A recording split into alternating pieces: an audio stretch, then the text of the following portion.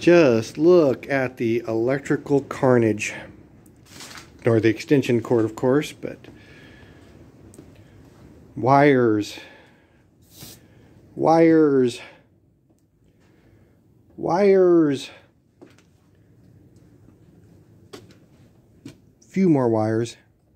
Anyways, I now have the phase converter wired up on a 30 amp double pole. Manufactured leg is here waiting to connect to the new 3-pole breaker. And yes, the wire is undersized for it, but it'll take it.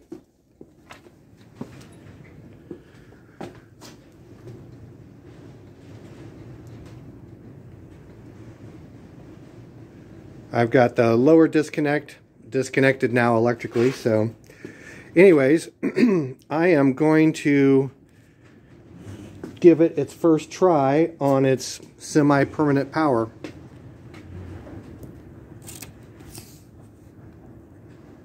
So let's see what happens.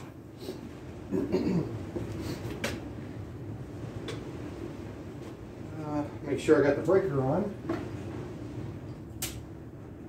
Good thing I checked, because I didn't.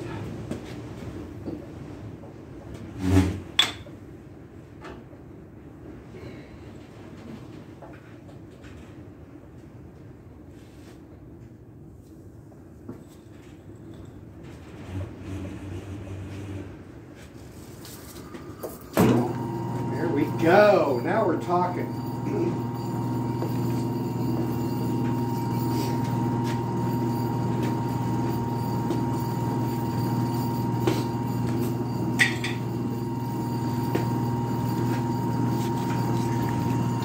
Well, it's a small step, but it's a step in the right direction at least.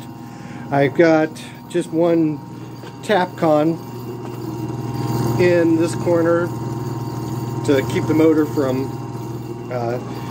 twisting as to keep the base of the motor from twisting as I crank on the pull string or pull rope. Anyways, we're getting there.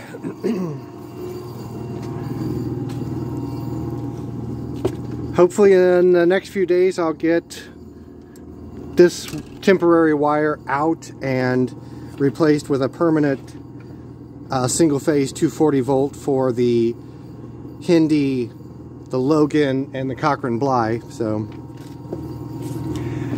and tomorrow I should be getting the 3-phase breaker installed if the caulking sets up and adheres the breakers together the way I want to. So anyways, I am pretty darn happy about this.